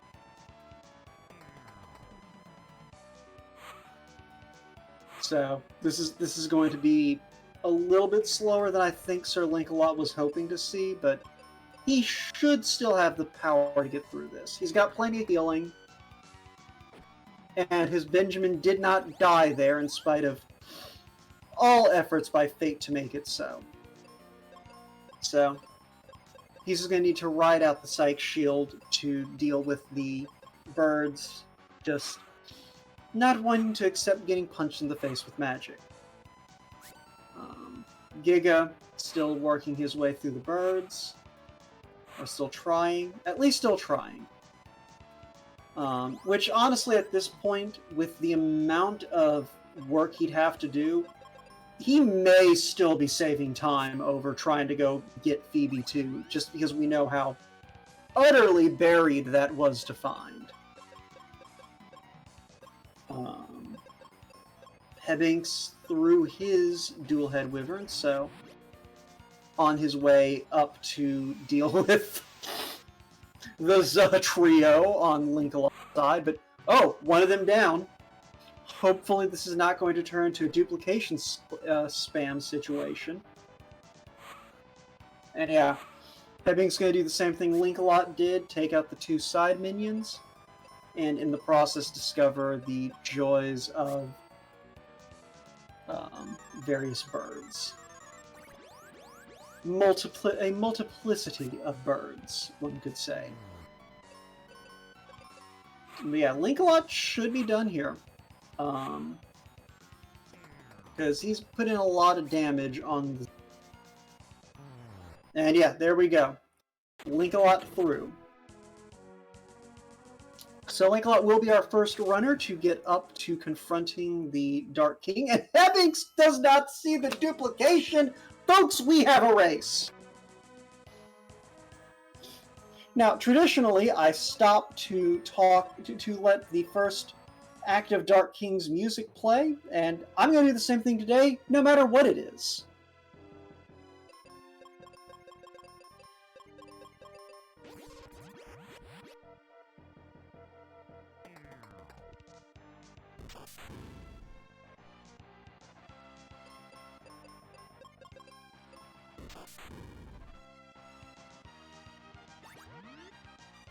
That was a beefier Dark King Phase 1 that I'm used to. I can't hear what the music is, so if someone wants to let me know what track is our final boss theme today, that would be appreciated. But yeah, so Dark King, 4 phases. Each phase has different attacks. So there's no telling what we're going to get punished with. Dark King is a beefy boy. Dark King... very much a fan of Stephen King novels, as we will see when he hits Phase 3. But Dark King, not something that you can overlook. He will definitely, like, these runners are completely justified in having gone to get Phoebe. And Giga, unfortunately, did wind up deciding that he needed to back out and go find a better plan. Unfortunately, there's a lot of exploration that the other two runners did that Giga has not gotten the chance to do. But yeah, wow. So these two have been just unloading flares and whites into Dark King, and we are still in Phase 2. I do not know what this HP situation is, but it is a nasty one.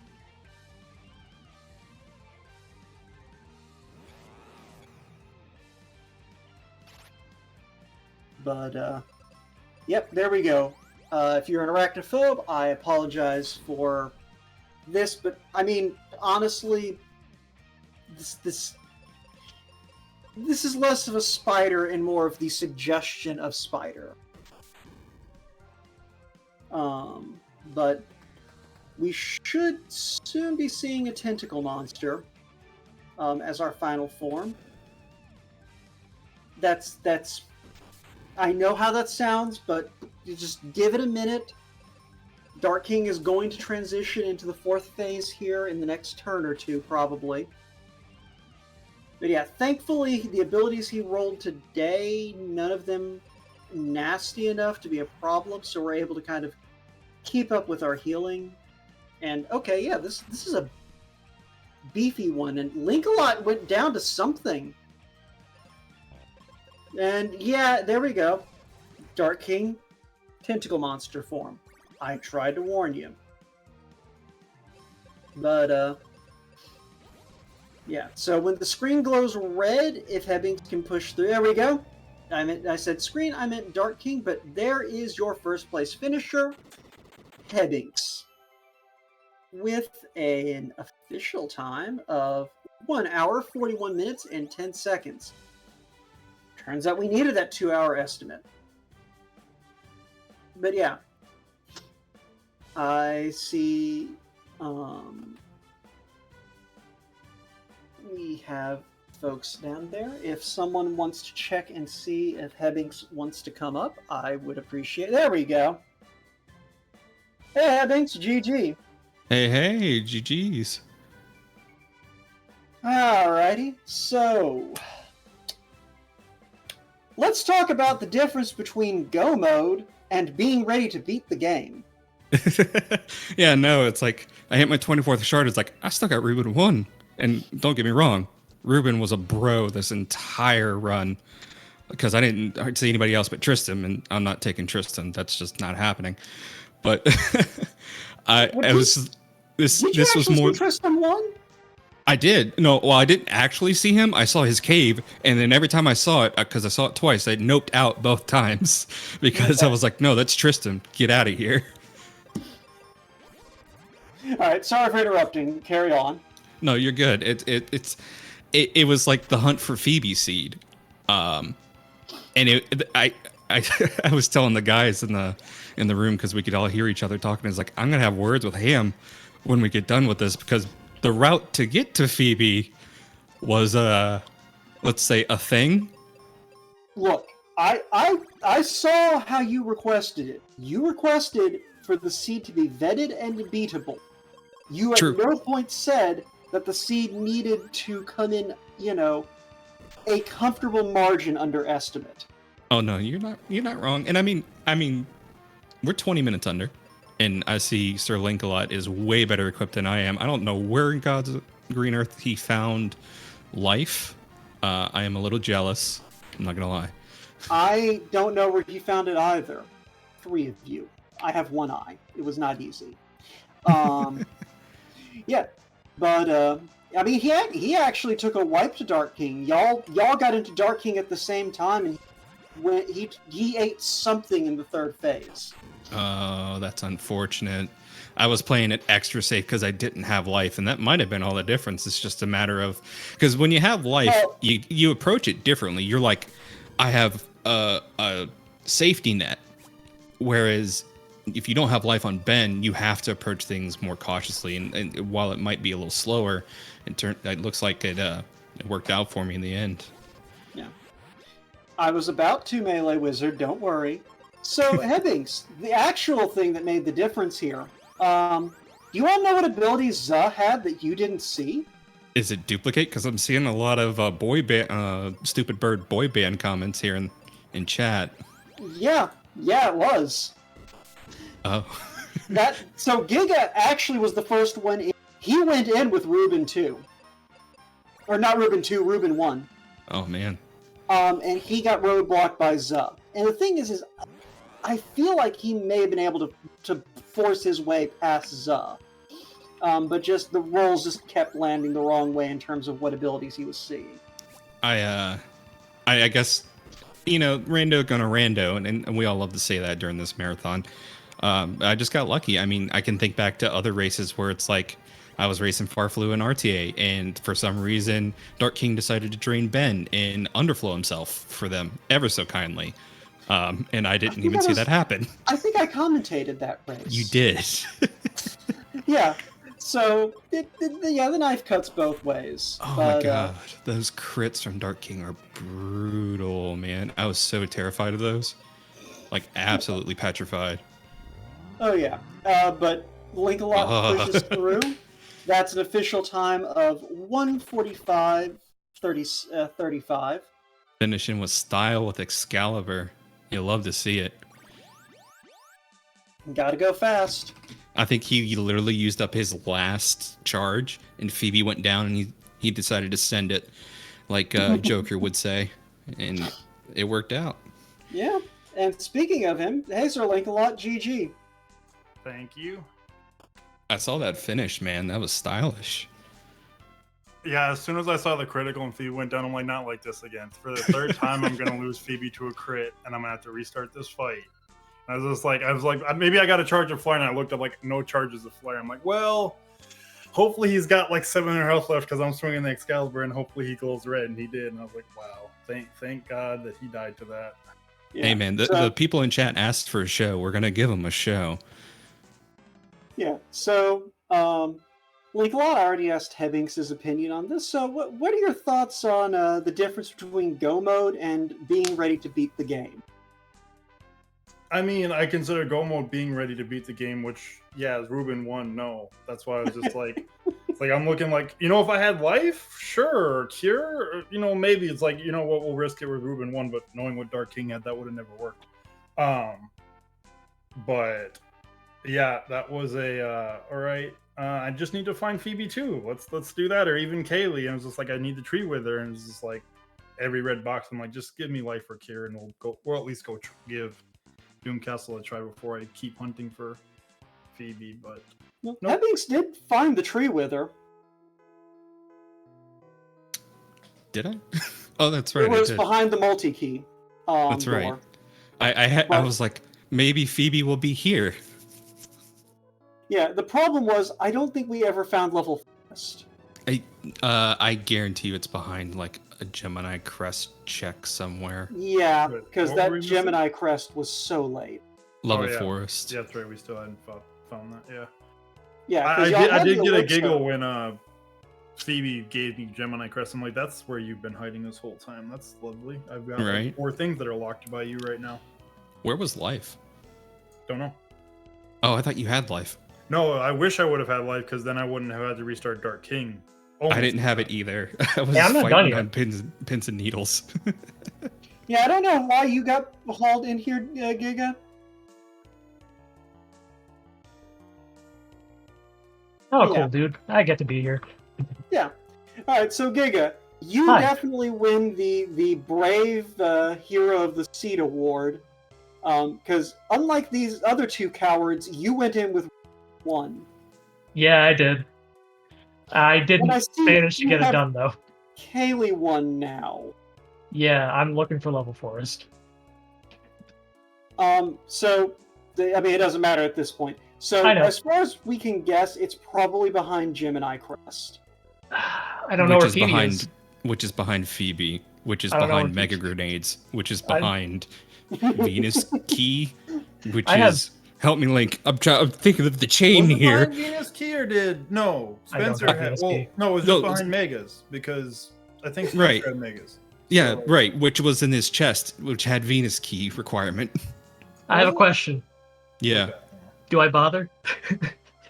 I mean, we got a little bit of time here. Okay, as the neutral third party who's had to watch this entire map play out, I legitimately feel like if you had managed to get lucky on Zuh, you probably still would have saved time over these 2 needing to go back and find Phoebe.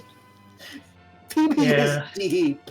Yeah, she was so deep. What was that, like 3-4 question, like check chains? I mean, yeah, I like last location because I'm like doing everything other than going to fight Gidra, and then I'm like, you know what, I'm just gonna go fight Gidra because she's got to be behind this. Yeah. And then I found that, and I did that. I'm just like this chain.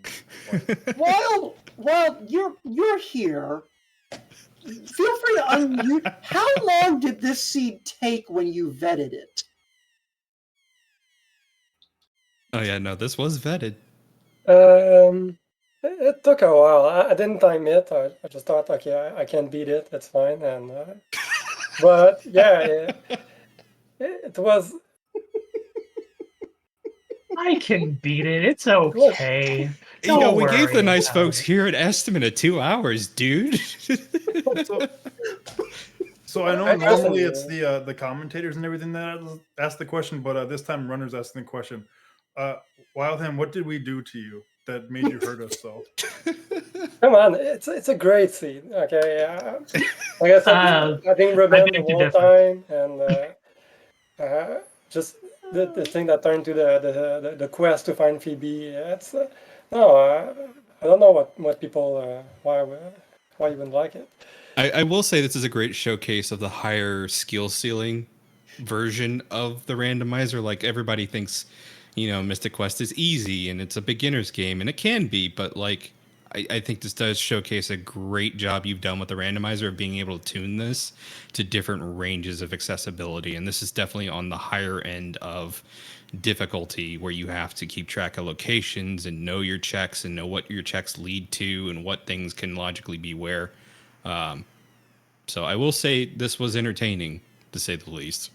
Right, I never beat Medusa. Oh, she doesn't have anything. She's got Kansas soda for you, dude. I went ahead and beat her for you. I so like did NW, dude. Yeah, I was gonna say, just to kind of add to what you said, like I think that the low skill floor of Mystic Quest actually really helps with this kind of higher level play, because most of the enemies in the game are beatable even if you're at a really low level, if you just have the right tools. Mm-hmm. And they don't have like Psych Shield. Yeah, because spells don't really scale. They're all progression based. So if you get flare early on or arrow, you're basically set damage wise, and your weapons scale ever so slightly off of your off of Ben's stats. Like if you get Excalibur early on, you can still consistently crank out 600 to 700 damage at like level 1, level 2.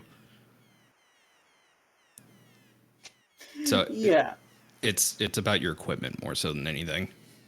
yeah. But I mean, it's also knowing what tools you have, and how to gauge whether or not you can take something down with the tools at hand. So it is an entertaining game at just about every level. And like I mentioned earlier, if you enjoyed this showcase and want to come check out the community, ffmqrando.net is your stop for both the randomizer and links to our Discord to come hang out, learn about the higher level play of a game that I think a lot of people didn't expect that phrase could be applied to. For sure. Karen, did you enjoy the show? I know you've been patiently waiting for us to stop talking so you can get another hat in. Oh yeah, I very much enjoyed it. I've actually never beaten Mystic Quest. I got when I was about 5 inches tall. I don't remember how far I got in the game. I want to say I got fairly far and got stuck on something, but that was back when I was a wee lad. So it's interesting to see it beaten in an hour and 40 something minutes. I mean, granted, the randomizer obviously, so it speeds up a few things, but still, yeah, I enjoyed it. I've enjoyed watching y'all try to figure out all this, like you said, all this deep diving and all the shuffles and trying to figure out how in the world are we going to get somebody who can actually stand up to more than just a puff of wind at the final boss. So yeah, it was fun. And yes, I'm trying to encourage an 8th hat. So, I mean, because, hey, why not? I'm competing basically against myself on Sunday. So, might as well try to encourage the donations while we're at it. Mm-hmm. You said how much do we need for another hat so we can tell chat? Oh, I just mentioned it a minute ago. We are $45 away from getting. It'd be $800 during my shift, so that would be an 8th hat.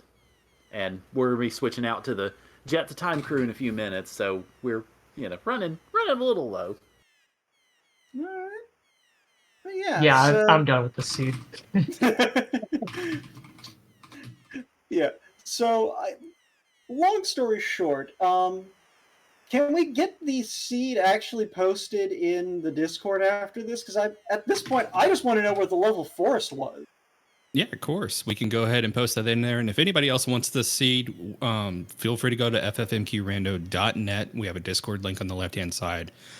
You'll have access to all the channels straight from the bat, and you can come to the event channel for FFR Rando Marathon, and we'll have it posted in there for anybody who wants to try it out. I think we can even go ahead and get it pinned. Yeah. I'm posting it.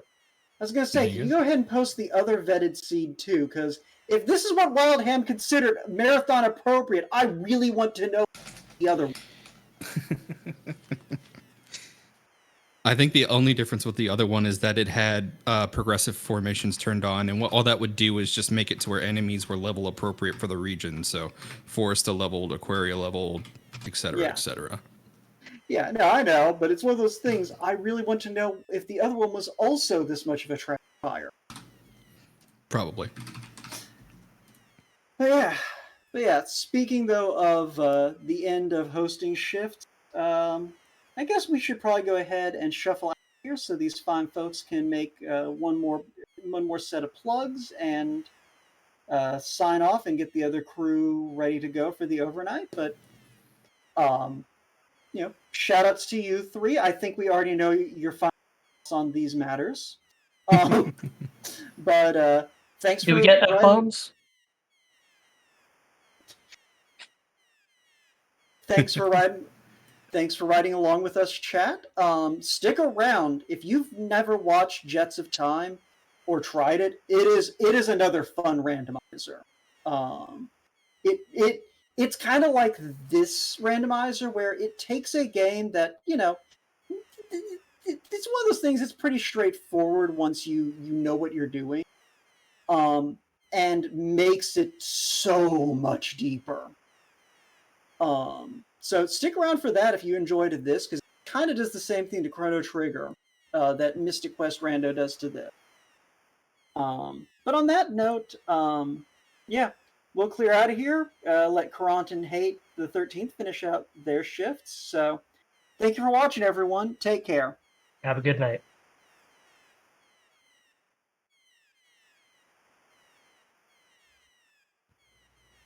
All right. Well, thank you very much, Hevix, Sir Link-a-Lot, and Yiga Otomia.